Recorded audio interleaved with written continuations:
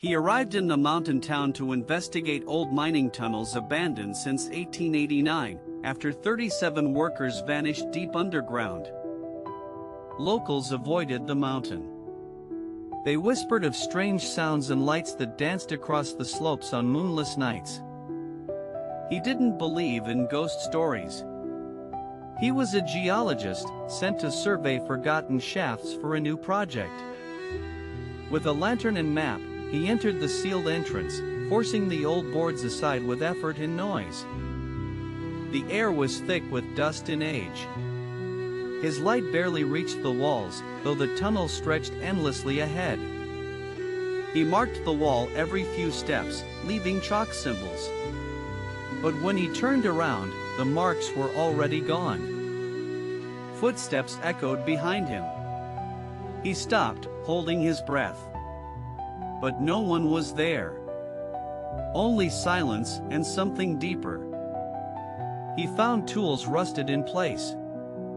Helmets, torn coats, and boots all left behind, as if the workers vanished mid-shift.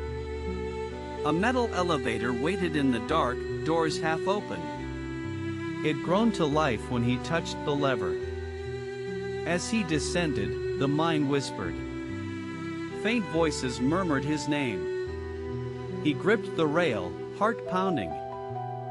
The lower level was colder, carved from black stone that shimmered unnaturally under the lantern's glow. He entered a wide chamber where walls pulsed faintly, like breathing. Symbols moved across the stone, though he hadn't touched them. He recorded a video, but the screen stayed black. His voice played back distorted, low, slow, and not quite human.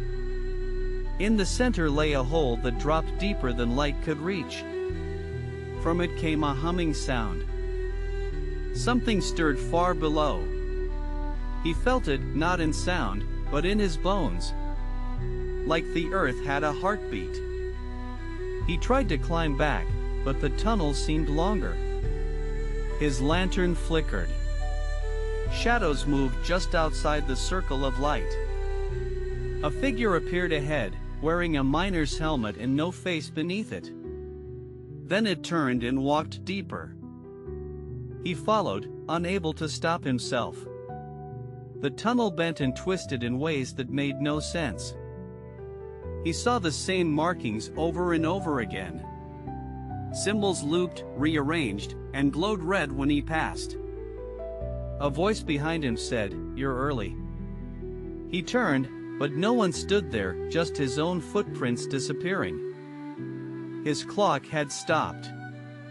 The date had changed. It was no longer the same year. He found an old journal in a collapsed room. Its last page read, "It feeds on memory. Don't forget who you are." He tried to leave, but no path led out. Every tunnel opened into the same circular room again. The walls now pulsed faster. The humming grew louder. He covered his ears, but the sound came from inside his head. The faceless miner returned. This time, it pointed to the pit. "Feed it," the thing whispered. He dropped his backpack in panic. The pit pulled at him like gravity reversed. Dust swirled upward. He held onto the wall, but his fingers slipped. He screamed, falling, but didn't hit the bottom.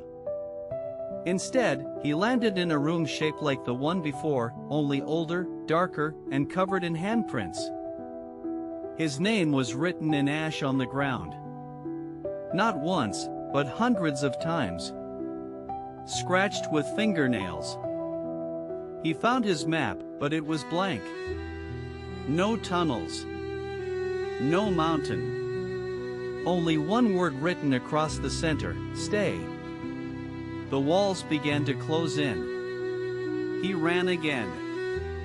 This time, the tunnels were bleeding, dark liquid dripping from the ceiling. He collapsed near the elevator. It opened by itself. He dragged himself in, praying for escape. The elevator rose. But the surface it reached was not the one he came from. The sun was black. The town was gone.